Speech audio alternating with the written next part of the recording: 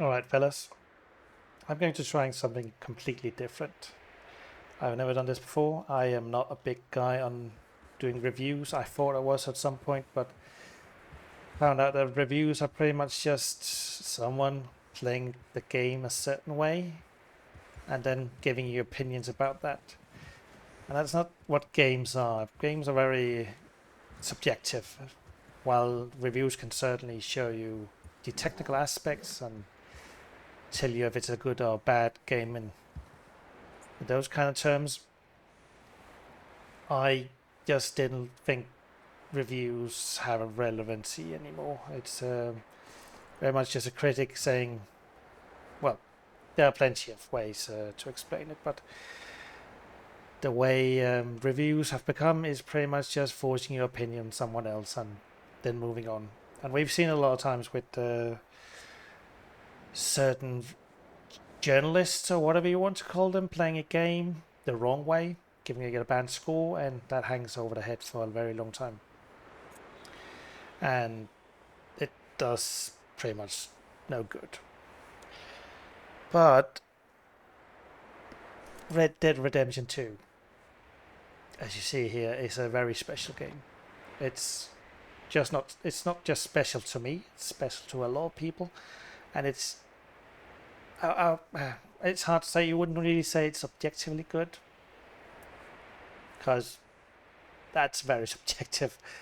But it's, in my opinion, a very fantastic game. I have been thinking about doing this for a couple of days. I completed this game properly for the first time ever this 2 days ago, which was a Tuesday. And I've been playing this game on and off throughout an entire month, and I ended up playing this game for around 107 hours before I got to the end. That means I have taken up I've done a lot in this game. I pretty much lived this game for a bit, and that is simply because it is an absolutely magnificent game that I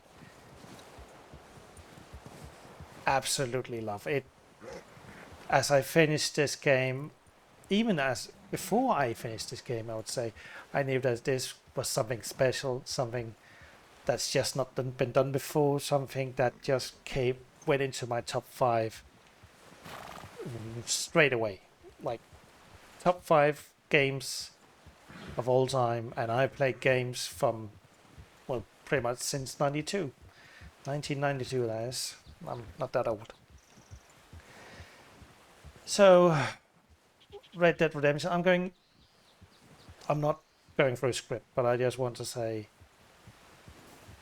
I have thought about what I want to say a lot, and I'll probably mumble a lot, I'll probably ramble, I'll probably not be very coherent, I'll just say a lot of words that come into mind while we enjoy this scenery. The game starts out in the middle of, well, something gone wrong. And I will not really go into too many details about the story, but this video will be fairly spoiler heavy.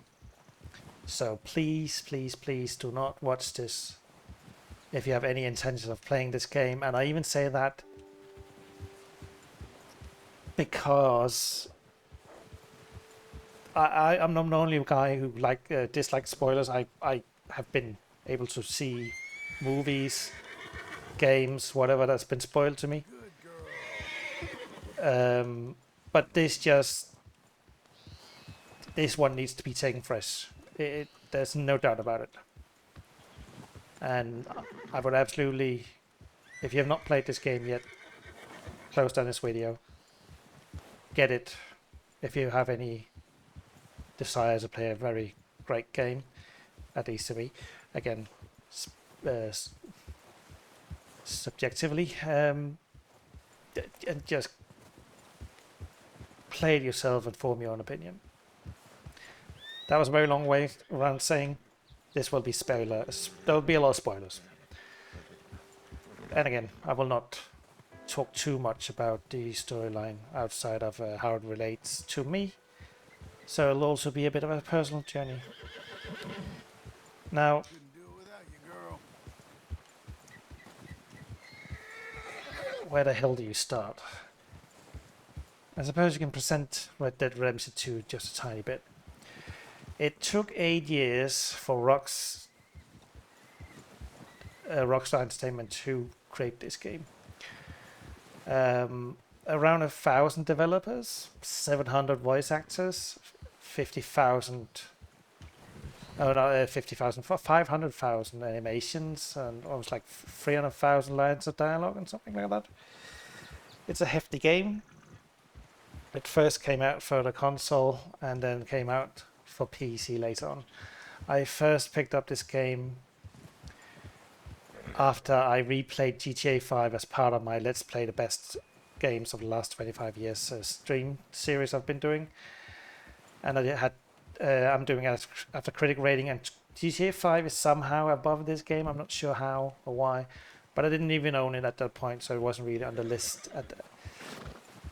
But as I was playing GTA 5, a friend of mine told me, please play Red Dead Redemption 2.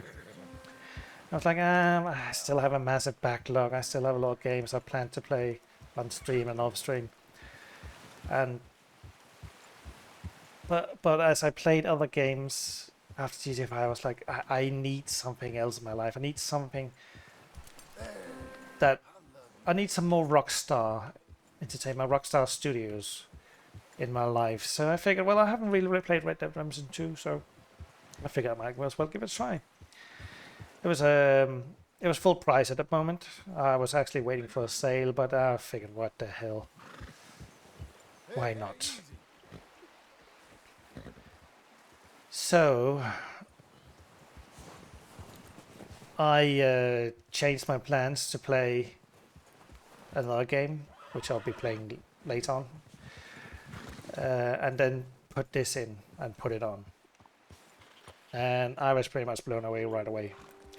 This is essentially where the game starts. This small village, destroyed village in the middle of nowhere, up in the mountains. And it was during a snowstorm, snow blizzard, and the lighting effects, the snow, the atmosphere, the everything just came together and just formed this visual immersive experience. I know you're not supposed to say immersive because that's again very subjective and it's very much a cop-out word, but it just felt like this is, a horse is pooping, so this is something special. This is something amazingly different from what I've already played. And I pretty much just got sucked in. I played this for a very long time the first time. I just couldn't put it away, and I just couldn't stop. I couldn't stop myself. I thought about this game. That rarely happens. I actually want to say that I almost found my love again for gaming through this game. I've been watching a lot of documentaries about video games. That's also helped a lot. But yeah, the storyline just started up. Everything, every character felt real. They felt there was a lot of depth to them. There was conflict in their eyes. There was just something different that you haven't really been seeing from games. And mind you, this is a very mainstream game. GTA back in the day with GTA 3 kind of made, well, a common household name. Everybody knows what GTA is, and it has pretty much expanded. And it was very rare back then to actually have a lot of people play the same game. Everybody just kind of had their own niche to sit in. Some like strategy games, some like first-person shooters, third-person adventure games, exploration games, chess games, whatever, yada yada yada. I can go on, but you just kind of figured out with GTA 3, it was just something for everybody. It was a very mafia-esque storyline, and everybody just has a tendency to love those. So let's feast the horse. Feast. Let's feed the horse. I'm playing without HUD at the moment, just to kind of take it all in. But what I want to say is I play a lot of games. I played so many games throughout the time, and I love role-playing games because it's just kind of the only game back then that really gave a good storyline. That was through reading a lot of text. You're essentially reading books in a sprite-based game where you saw it from an isometric view, and I just felt that why aren't other people playing these kind of games? The storylines are just so great, so amazing, so so fantastic, and I almost felt pity because all those first-person people, they wouldn't give it a chance. It was too slow for them. There was absolutely nothing there.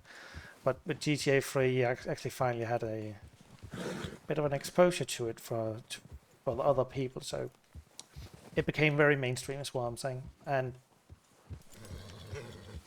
back just 20 years ago, mainstream story games weren't good. They were very action games, so yeah.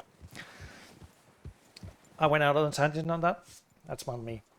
But as we started the storyline, we kind of saw also this protagonist, Arthur Morgan, who was an enforcer of the gang that you start out with. And I promised myself not to spoil too much, so I'll try to refrain from doing too much. Well, going back and forth on that.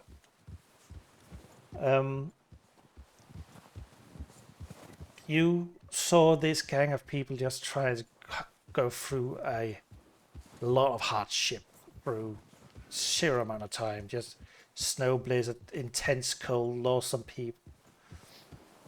But it's just crazy, and you just went slam dunk into the middle of this, and you're just being told here and there from people you don't know yet, but feel that but you still feel like all the characters have known each other for such a long time, and it just has that feeling of being dropped into something heavy, something intense, something very dramatic. Oh, well, that's a very rare bug there. Oh, that's fantastic. What the hell's going on here? Well,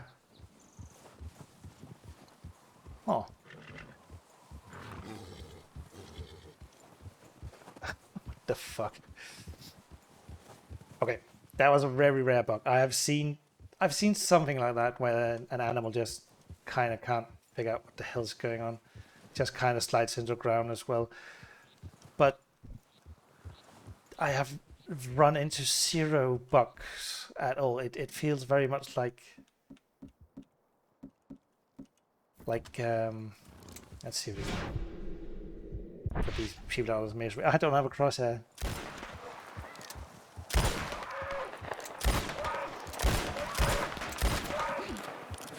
Oh.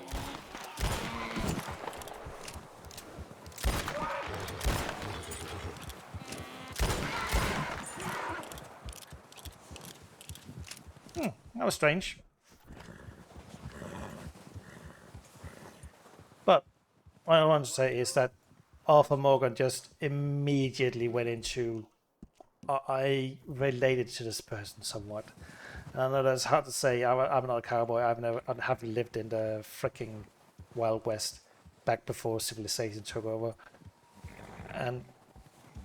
But in spite of that, I related to it. I saw myself in him somewhat. I've always been a person who's had a really hard time setting down roots, just kind of waiting for the next thing to happen, I suppose, just kind of going along with it. I've always enjoyed the idea of being able to live out of a briefcase and then being able to leave right away, which is something Arthur kind of battles a lot with throughout the game, that he doesn't really know himself or the world anymore. So Yeah, I mean, I'm saying this in it's my small office where I don't really have anything on the walls because I simply haven't been able to set down roots due to various reasons, and I'm on the brink of pretty much just moving as well. So everything's very uncertain. So it kind of came at the same time where I'm going through kind of the same thing, and I found some strength in it as well.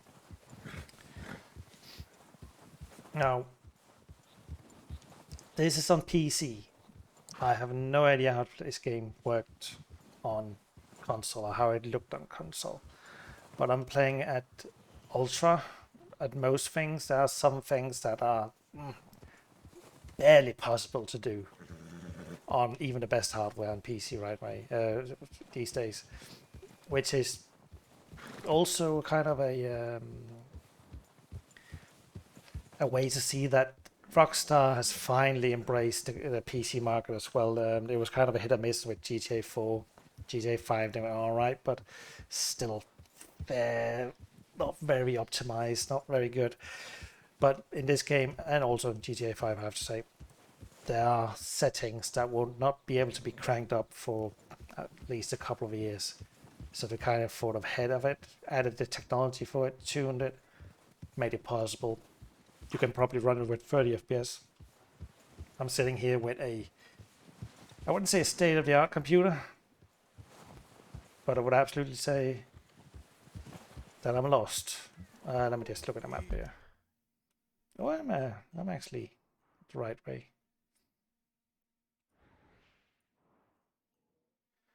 This is the entire map. There's the entire world. Still, I haven't really found everything down here, so there's still some to do. Easy. So I wasn't really as lost as I thought it would be. Yeah, I'm running on the state-of-the-art computer. Well, not state-of-the-art. It's not a 3090. It's a 3080 RTX, of course. Running on an 8 series Intel i7 CPU. It's the best. It's a couple of years behind it, but CPU-wise, there hasn't really been a huge increase, especially in these kind of games. That's less about multi-threading and more about raw horsepower in the cores. But I'm running it at 1440p, and I'm getting around 60 to 90 FPS depending on locale and everything. And it's enough for this game. It absolutely is. Easy there. And, oh, that's where the ending takes place.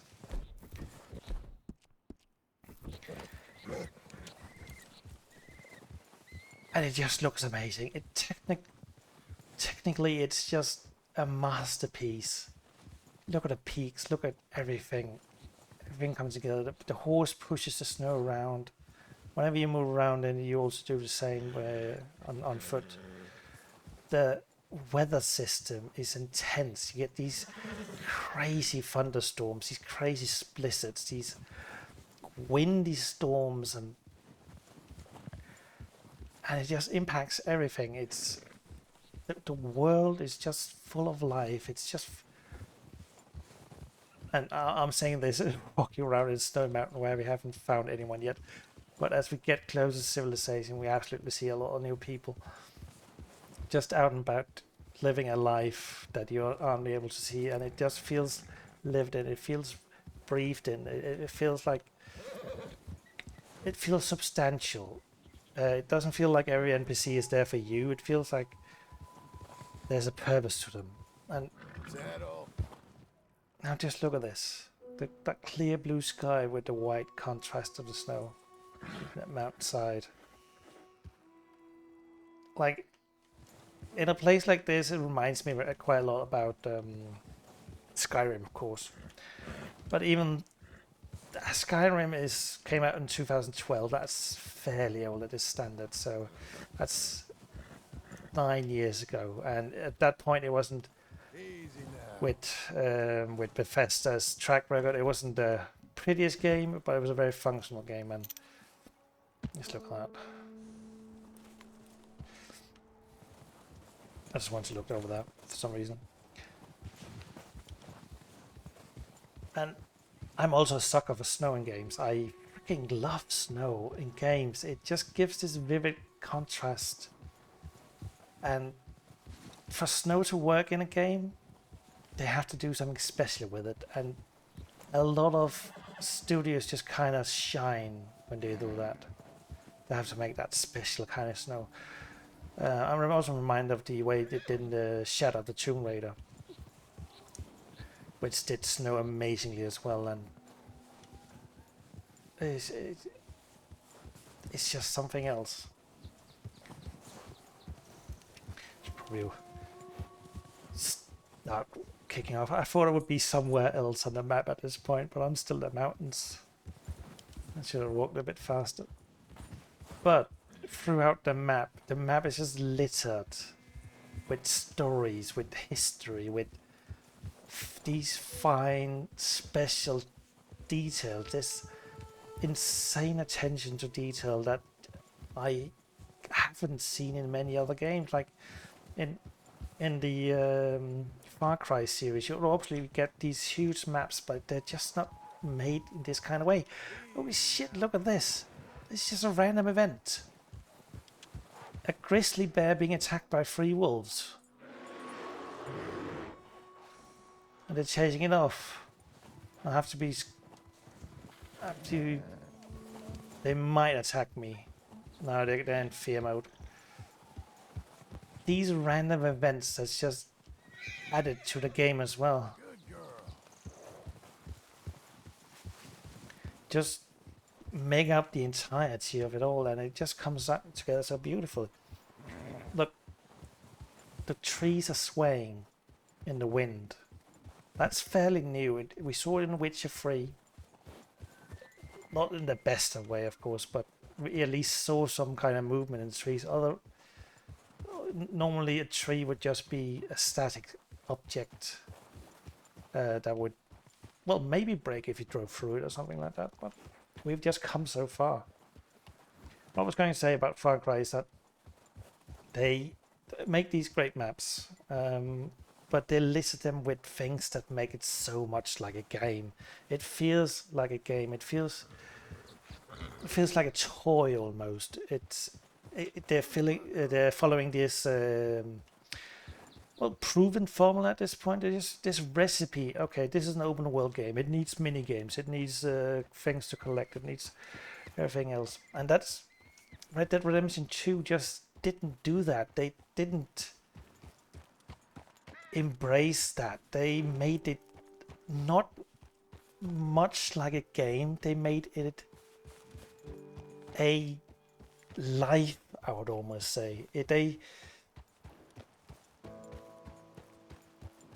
Now I'm down the mountain. As you can see, it changes.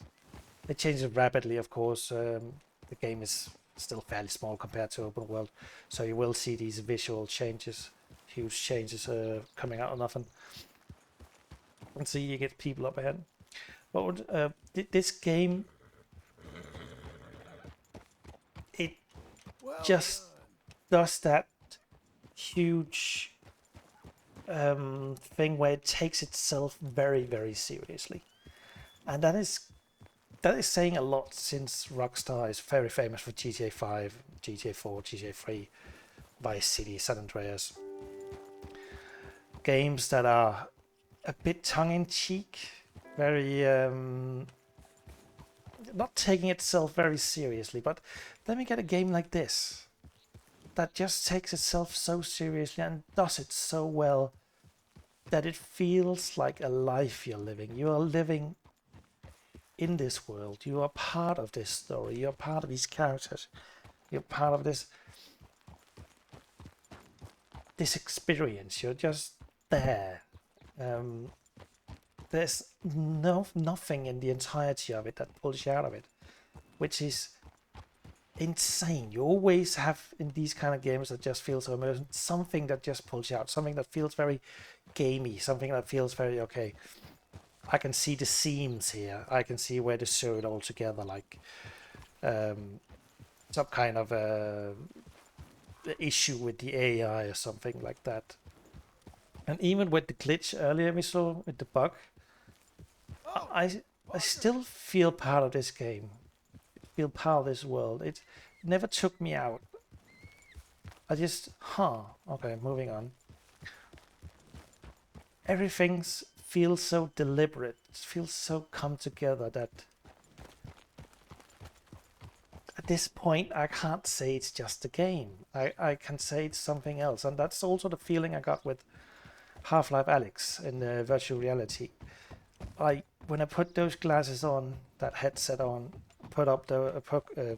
picked up the controllers and everything, and just felt that world, that type of gameplay, that everything. It was just something else.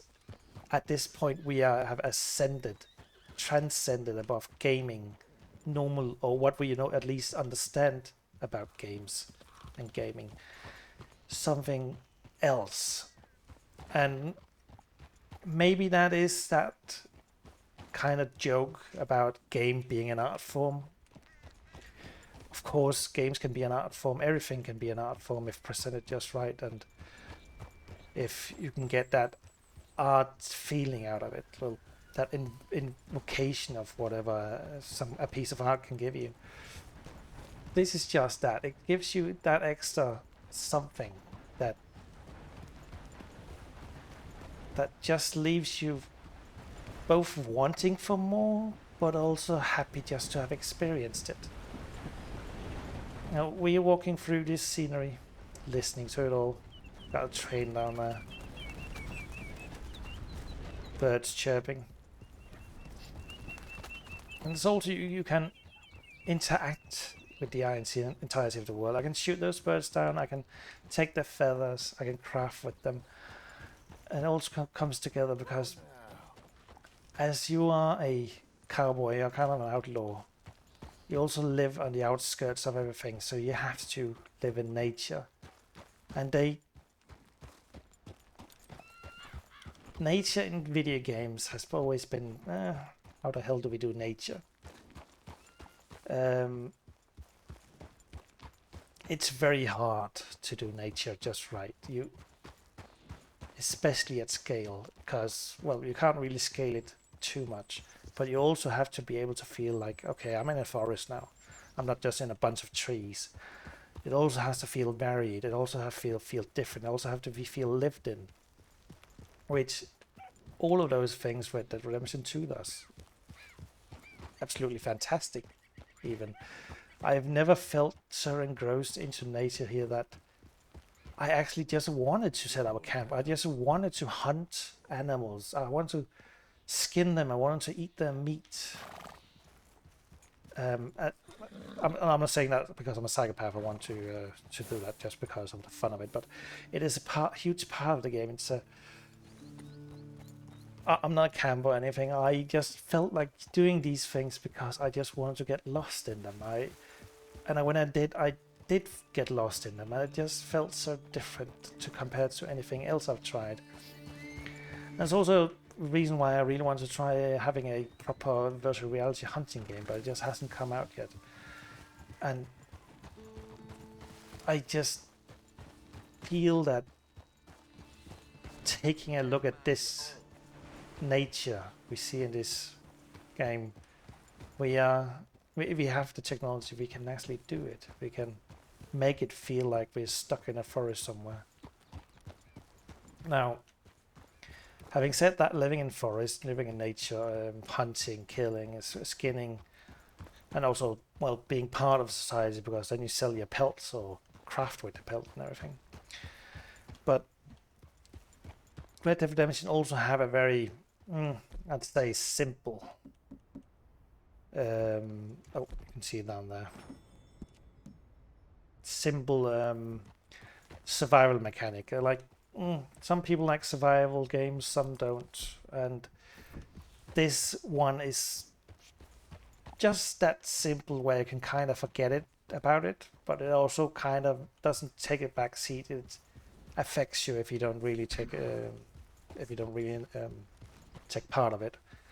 So you have to eat the right things, else you can also lose weight, which affects certain attributes of yourself.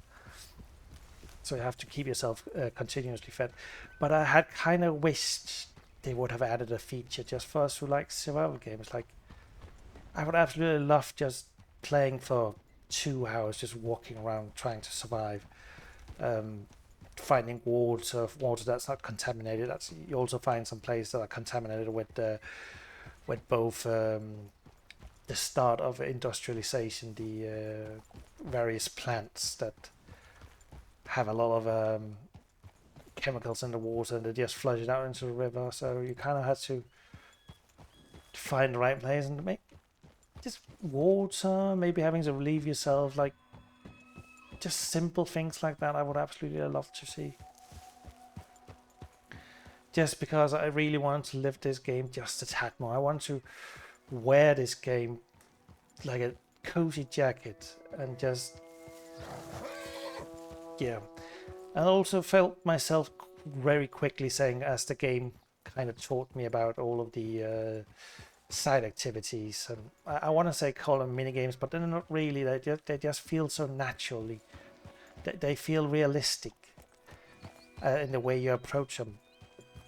And when I found out these side activities and tried them, all of them, I was like, okay, I need to 100% this game. And it's not like GTA 5 where you have to find a lot of packages or rocket patch or whatever the hell it was, where there was just some intern who was littered the map with random packages. Everything that we do in this game has an integral feel and part of the world. Like, the collecting game is finding dinosaur bones, finding rock carvings, finding specially made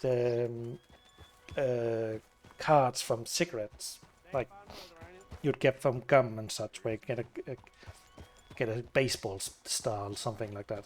We don't really have baseball here. You can probably hear that from my accent. But you know what I mean. You get a sort of card. You get a collector's item. You can collect those, and you can also find the gunslingers that are on these cards. That's also part of the entirety of it. Then you have challenges that also is all about checking, being a part of this world. Such as pretty much being an outlaw, rob some people, rob a train, rob a bank, stuff like that. That's a challenge. Or being a sharpshooter, or being a huntsman, or being a herbalist, or being an explorer, finding treasures and everything. Let's look at that. It's just complete. It doesn't. None of everything in this game takes you out of the game. And while certain things of these might need to be looked up on the internet just for the ease of it, you can naturally find them. The game gives you a decent amount of hints to find it. So you will eventually get there if you have just given yourself a lot of time in this magnificent world, this magical place. There are, as I said, there are just so many interesting aspects that just come together and just give this place so much life. Let's look at that. That's the mist coming up from the waterfall, being hit by the sun and just causing such excellent lightning, such an amazing display of nature, I suppose you could say. These are things you could see in real life if you wanted to, and it's presented in such a way that you feel, well, we are at a point where this just feels like real life. Now, having said that, there is a virtual reality patch that came out a couple of days ago, made by the excellent Rook Ross. He has a Patreon up with early access to his Red Dead Redemption 2 virtual reality mod. And I tried it briefly. My original idea was that I wanted to just walk through the country, just see the landscape of it through virtual reality while I did this review, or whatever you want to call it, this video. And if the virtual reality is still not where you can see all these details, it felt like I was short-sighted again, that I needed glasses again, and I've had LASIK And while it is absolutely possible to play the game like that, where you would pretty much just focus on the gameplay and the storyline, this game just became something else to me entirely. It became not just about the gameplay. The gameplay is fantastic. I'll probably get to that. But it's just the beauty of it is just something I could not live without. And since my computer couldn't handle the ultra quality of the VR mod without giving me nausea and pretty much being unplayable, I decided against it and just decided to give this game its proper farewell through a video of how I've seen the game in its entirety throughout the streams I've been having. Well, I should probably say this in the start. This is not a stream. This is something I'm making directly to YouTube, simply because I wanted to be alone with this as I say goodbye. It sounds so corny when you say that loud, but I just didn't want the distractions. I just wanted to take this in while I not just analyze it. I don't want to call it disanalyzing, because it simply isn't. It's me fawning over a product of a ton of creative souls that's just come together.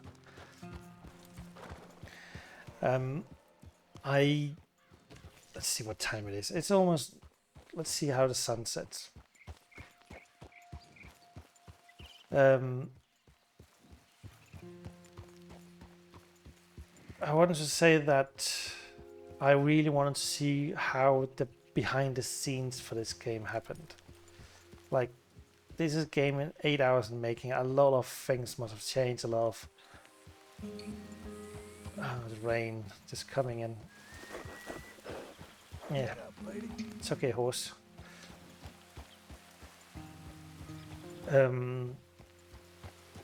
I simply just cannot get enough of this game. I really wish there was so many DLCs for this. I am so not ready to leave it, but at this point in time I have completed the game. I haven't done it 100% and I probably will, but I also just needed to step away from it just for a bit, because the storyline, damn, the storyline, it just hits you like a ton of bricks. I've played games that hit me similarly, of course, but this just brings mainstream gaming, mainstream storyline telling, mainstream everything. It just kind of brings it to that kind of I want to say epoch, like it comes to that higher power, that higher entity of what I felt in role-playing games, reading all those words, reading how my characters are feeling without actually being able to see it. I could finally actually see it in a game. I could see the excellent voice acting and motion capture acting by God damn it, what is his name? Robert Clark, I think his name is. The dude who played Arthur Morgan. No, that Puddles. You could see it in his eyes. You could see in his mannerisms how every word he gave or heard from others affected him. Was this what he wanted to hear? Was this something he didn't want to hear? How will he react to it? It felt natural, and that is in a game that has multiple endings, in a sense. It has different outcomes depending on how you play the game. You can play the game as super duper outlaw Superman, or you can play the game as a compassionate person who just wants the best for his friends and family. And while not every mission has the opportunity to have these choices, you have them plenty enough where you think, okay, this guy is either going in this direction or in that direction, and you can visually see it on this character, on this Arthur Morgan, this protagonist. And of course, you also saw some kind of growth in the others, but due to the fact of Arthur's circumstances, everything just kind of changes him a lot faster. He needs to kind of just push for a conclusion, just find an ending for what's been going on the entirety of the game. And he if he wants to go bad, he can pretty much just think about himself, or if he wants to go good, he'll think about others. And that conflict you can see within him is intense. It's evening, mister. Easy. No, apparently easy.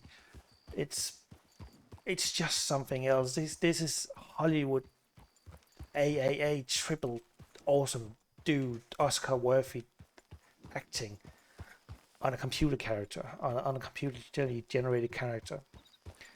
Of course, it's all mocap. It's just seen through computer essentially. And he thankfully he won a fuck ton of awards for his work on this. And reading up on articles and everything, it also seems like he lived the life of Arthur Morgan, this Robert Clark. And I'm trying to think of anyone else in games that's kind of gone through the same journey. And I can only really come to the same conclusion that I've been reminded of before, that this personal journey I'm seeing in front of me is only something I've seen in, again, role-playing games such as Planescape Torment, where character development is just a huge focus. I freaking love games with character development, by the way. Knights of the Old Republic 2, for example, as well. Just look at that, there's light everywhere. It just feels lived in this world. I haven't really had a destination in mind here, so we haven't been ambushed either, so that's good. And seeing the journey on all characters as well, they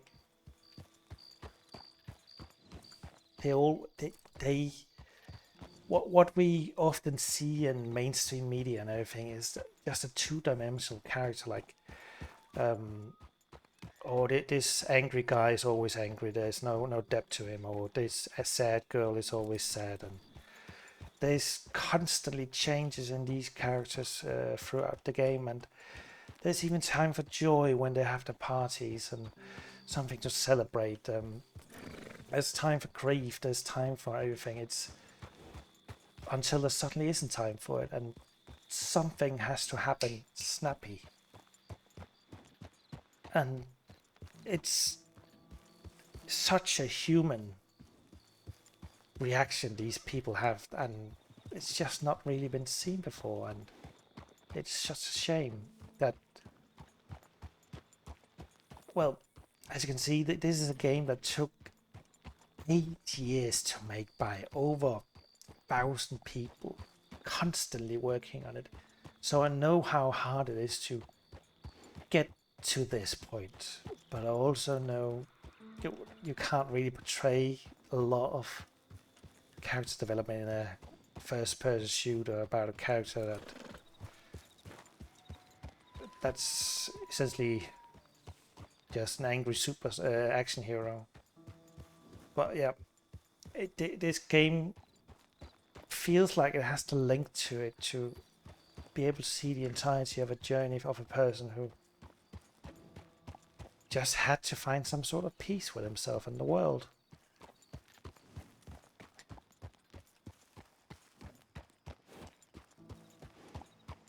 And now this is where I should probably have written a script, or at least some guidelines on what to talk about, but I have already been talking for 44 minutes about a game, about a simple little game that just shook me so hard, that just tore away everything I know about gaming, made me refine my love for games, make me refine my love for creativity. I like to entertain the idea that I'm a writer, like, but I'm not writing. I have plenty of stories in my mind, and this game just kind of puts a spin on my creativity, my creative desires. I feel like creating just because of this game, because of what it can present me, what it presented me with, what is possible, what is. It's like if you're a painter and you're just painting stick figures, and then you see the best painting in the world, you're like, oh, this is possible. This makes me want to strive for that. That makes me want to keep pushing myself, because I know that this is now possible. This is something absolutely special that other people have made. And you also get that idea because there's plenty of room in this game for other stories.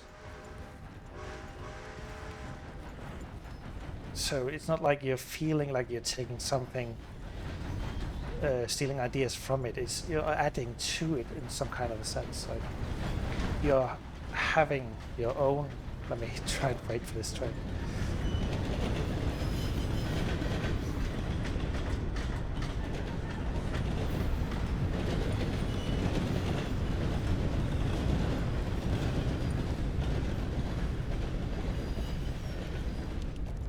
You're essentially having your own story inside of this game, and in of that it also makes it feel like a sandbox game, and you kind of can expand on that into the online part of the game, where you are. Well, I think essentially what you want to be. You can be the hunter I talked about. You can be the explorer. You can be everything you want. So it also enables you to live in this world, not just through its storyline, but also through its everything else, which I've always kind of gone over. Now, as you can see throughout this video, the landscape changes a lot, and it is meant to represent the American Midwest. No, I'd say Mideast actually. The middle kind of Florida with the swamp and everything. Is represented as well as we enter the swamp. Oh, through it, ain't we? that's a lot of bats. I hadn't seen that before.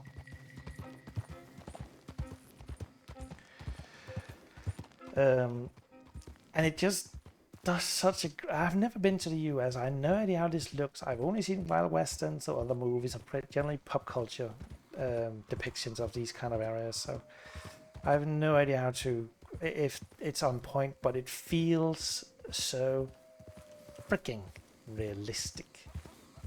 Everything you expect in a swamp is there. Like the humidity, the constant buzzing of insects, the dangerous animals just trying to kill you with, and just generally inhospitable and not very kind. And then you get the massive,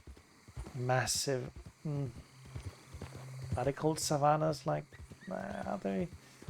But these huge barren areas you'd usually see in a standard western.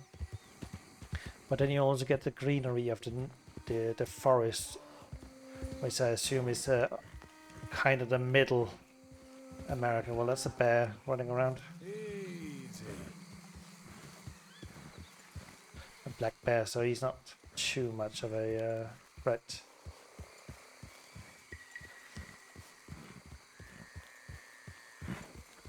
You can also see here where the hunting game comes into it. You can see all the animals around me, smell them and everything. Just picked up through the character's senses and presented in such a way. What is that guy doing? Well, this guy is outside the road. That usually doesn't really happen. So let's see what's going to happen here. If he's a hunter or something.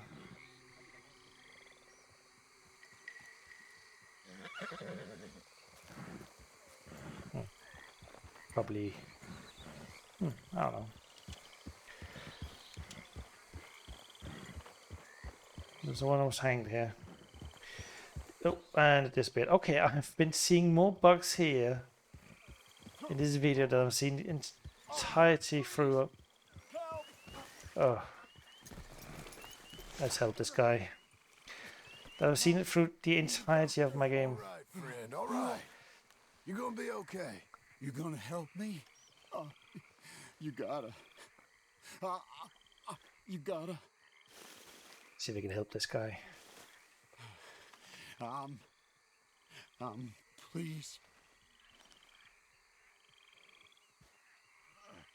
I don't think I have the health tonic. No, I don't. So I can't really help him. My arm. My arm's on fire.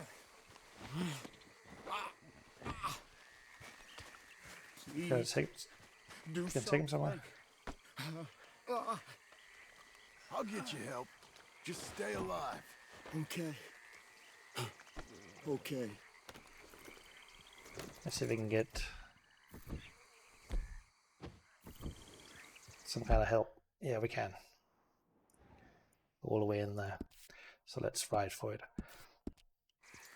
Like I said, I've not seen as many bugs in this as I've seen this video, and that's how it always goes, isn't it? People snapping in and out.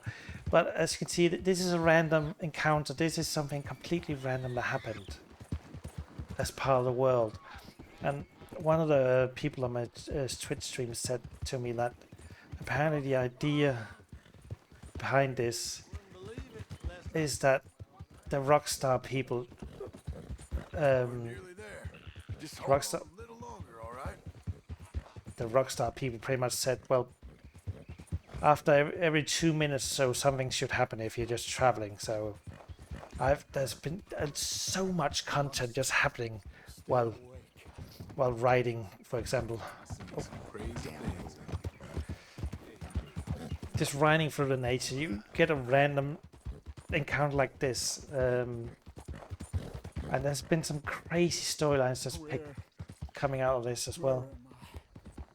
And you just see all sorts of facets of Give up now. both American civilization, the society of everything. The time back then, Dying. This is it. oh god, don't pie, please. The nobility, the hi-hat people, the politicians, I mean, you get a glimpse of it all for this very short game. Well, shortest game, but you know what I mean. You also get this intense and crazy, weird I can't feel it anymore. glimpse into history. What are you doing? Let's see if we can if we make it. Friend, Come all on, right. come on, come on, come We're on, at come the on. doctor. That was just beyond belief. Oh, good God. Quickly, bring him in here. The door didn't open before he went in. Right here. Sit him down in this chair.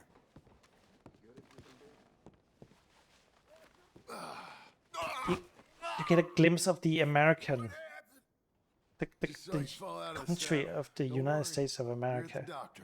Thanks, And back then, with the racism, with the Sure. There's general also a matter of xenophobia, the life, fear of the unknown, the but we'll deal with that later. All right. All right. we can pay him if A lot of blood loss, and this wound's badly infected. I'll save as much as I can, but I'll have to amputate. What? What did you say? Try to breathe. I'll give you something for the pain. No. There you are. Oh no, he You has know, been knock him out for a while. So yeah, that You did a good thing bringing him here. But now, I'd As you can recommend see- moving along. You do not want to see this. can I see it? I wonder. Oh shit! I Sorry can't. it's come to this. Oh, that's not a good sound.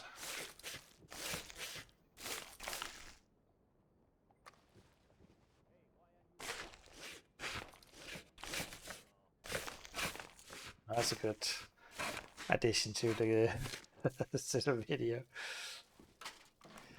But you're just seeing here a shining example of just the attention to detail in this game.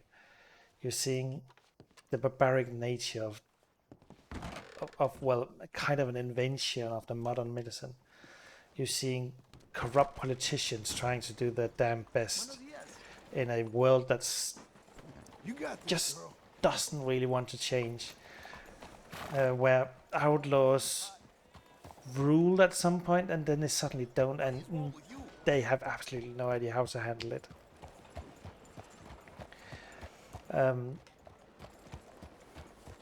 And all of these kind of situations, these people, these stories just come together to form what is Red Dead Redemption 2. And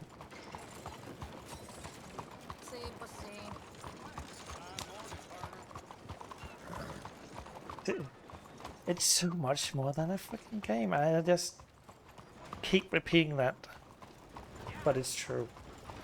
What we have here is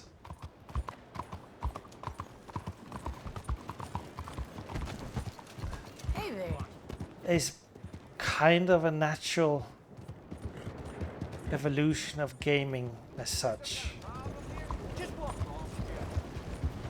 that I'm afraid just we very rarely see in the future. We kind of also got a glimpse with it with The Witcher 3, but again, that was a hugely ambitious project. That was 2 games before it, just before it actually landed at that conclusion. The developers themselves have pretty much said that the stuff before was just, I wouldn't say tech demos, but they have told a story through all of the games, but they ended with something they felt was a natural evolution of everything they've done. And that is also what this game is. How can we make something that's bigger, huger, crazier, more insane than GTA 5? Well, we have it here. We have Red Dead Redemption 2 that just blows GTA 5 out of the water. It's without comparison. The only thing it has to share is essentially the developers and the fact that it's an open world game. It is just something else. It's gaming 2.0. It's just that extra weird step that we saw with from Half-Life 2 to Half-Life Alyx, where which took an entirely new kind of hardware to get to. And here we are. I'm playing this game not on extra hardware, not on extra anything, not on some special software or anything like that. This is a game such as GTA 5, and it is just that. And this Rockstar is famously a studio that does not talk to anyone. They don't do interviews. None of the developers really have anything to say, or at least choose not to say anything. They have been extremely tight-lipped regarding the plans for the multiplayer in this game as well as in GTA 5. Apparently there's not a lot of content in Red Dead Online, and a lot of people have been very vocal about why is that, what's going on, give us some kind of roadmap, give us some kind of plan. But Rockstar just loves that, just for some reason just loves that quietness, that keeping us all shrouded in mystery until they're ready to show something. And while we certainly see absolutely certainly see the fruits of the labor in this other games, we also just, as silly gamers, we really just want some kind of transparency so we know what the hell is going on. Now I want to say that the game spans 6 chapters and an epilogue that is in 2 parts. Like, not a lot of games have an epilogue that's so long. I think the epilogue was probably 4 hours long or something like that. Plus minus if you took kind of side activities. As you can see, the epilogue is also with another character. They also progress the world a bit. I think the epilogue is meant to take place over a span of a couple of years, like 4, 5, 6 years after the events of the main story. And that is simply because of something genius they did, and something kind of unprecedented, not something that's been done before. Because Red Dead Redemption 2 is actually a prequel to Red Dead Redemption 1. So in the epilogue, it's setting up for Red Dead Redemption 1, which is, again, weird. And I haven't played Red Dead Redemption 1. I know of it. I know a lot of it. I know what kind of happens. Just generally have an idea of all of that. We might. Oh, that's a bounty hunter. So let's go another way. Hello. Hello. I think he shot something over here. It's something really unprecedented because, again, I haven't played Red Dead Redemption 1. It came out on Xbox consoles, just general consoles. During that time where there was a lot of PC game drought, so I was very pro PC at that point. I'm not a good console gamer. I don't enjoy playing on a controller. I don't enjoy playing in front of a TV or something like that. Oh, that's a snake. What's the fuss, old girl? So I never played Red Dead Redemption 1, and it never came out for PC either, so where the hell are we? Wish someone come. Tired of What? sticking this heap already. Oh, that's bandits in there. Where the hell am I? I'll just go down there. But also, yeah. Never played Red Dead Redemption 1 because I'm not a console gamer, and they set up a different game that is 8 years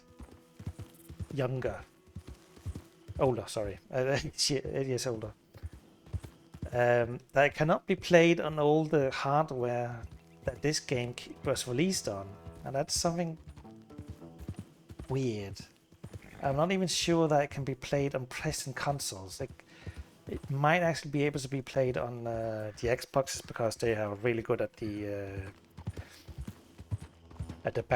backwards compatibility. But PlayStation, you just tough out log unless you have a PS3 or something like that. Or was it PS2 back then? No, it couldn't be PS2. I think it was Xbox 360 and then PS3. So you have this magnificent game that sets up a game before it that doesn't have the same features, it doesn't have the same level of polish, the same everything. So it only makes sense Buddy! from a history standpoint. So that kind of funkiness that a game kind of, well, a storyline for a game kind of shows, well, this is going to be a prequel. That it has that power, that storyline they made just have that storyline. And I don't know why. I have not been able to find any reason why they chose to do it like a prequel. Maybe because of the events of Red Dead Redemption 1 that kind of concludes something that happened in the main character's John Marston, which is this guy's past. But that also seems strange. I'm not sure why they did it. I'm glad they did. It works wonderfully. But it also makes me want to play Red Dead Redemption 1, but I don't want to play what is essentially an inferior Red Dead Redemption 2, just with another storyline. One can hope that they're trying to remaster it, remake it maybe. I always have this kind of dream that that whenever a studio makes the 2.0 of the engine, that they'll bring all the earlier games over as well. But there's probably a hell of a heck ton of extra work to do there. I kind of wish there would have been a thunderstorm so we can see it, but it is also one of those things I wanted to naturally happen, that we could see just the attention to the lightning effects, the weather system, the everything that again just adds up to it. That these birds are flying in a freaking V formation. What the hell? Someone thought of that, someone added that, and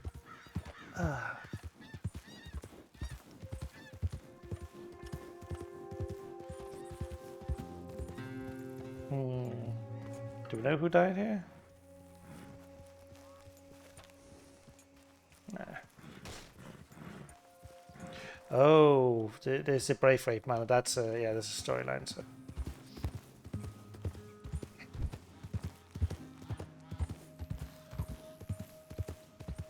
I actually think I'm all out of words. It only took over an hour just talking about this splendid game. That is such a weird thing to think about, but pick this game up. You probably already have. I hope you have. And you didn't just see this through without having played the game. But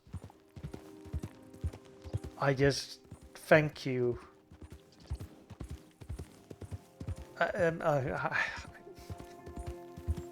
Thank you, Rockstar, for making this game. Thank you, everybody that have played this game, because we've all been part of something that's so special.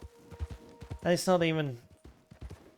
It's not lucrative, it's not secretive, it's not group. We are not a small group of people who have played this game. There's a lot of people who played this game, and reading through all the comments I've read on videos, soundtracks and everything. Let me just shortly name talk about the soundtrack. Soundtrack is freaking amazing. It just adds that extra spice to every scene it is in. It just adds that extra emotion, and I've been listening to the soundtrack for the last couple of days, just reminding myself of those scenes where that piece of music just started up and just made my day. And there are just so many great songs.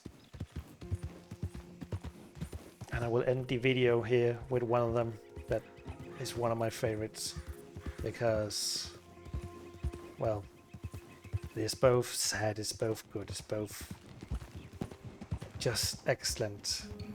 And oh, let's not get hit by that.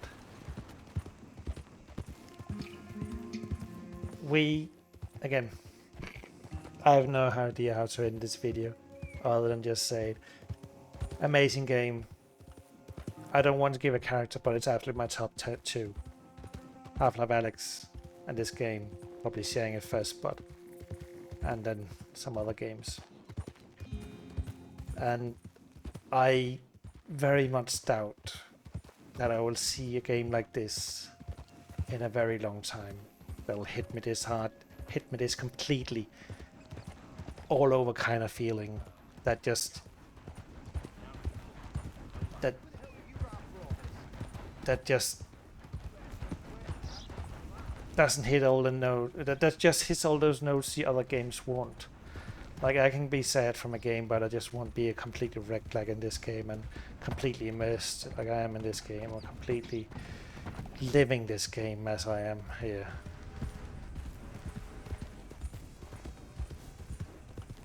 And I'm a bit sad that through my journey through the many next games I'll be playing through in the Let's Play the best game in the last 25 years, I will not find such a gem like this. It's not a hidden gem, absolutely it's not. I shall never say that. It's just such a gem. And there's nothing like it. There's absolutely nothing else like this game. And having said that, let's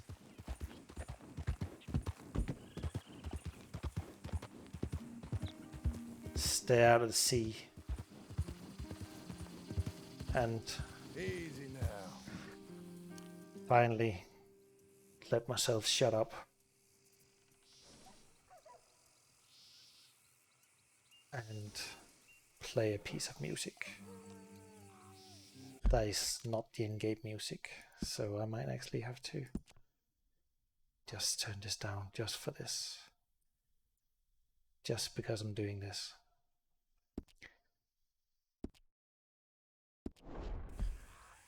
Thank you everybody for watching. Thank you everybody who's been watching my streams. Thank you for the follows, for subscriptions. Thank you everyone. Thank you for being awesome, all of you. You're all amazing people, and please show me what makes you amazing. With that, let's have me shut up and end this video properly. See you everybody.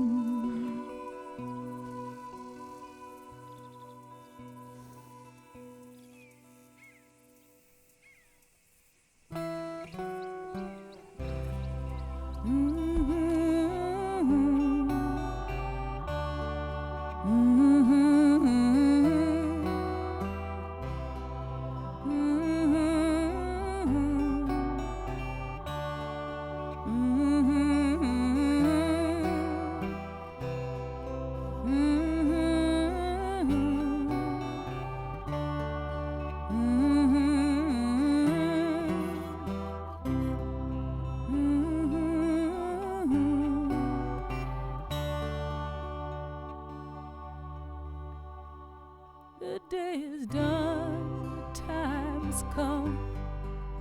You battled hard, the war is won. You did your worst, you tried your best. Now it's time to rest. Now it's time to rest.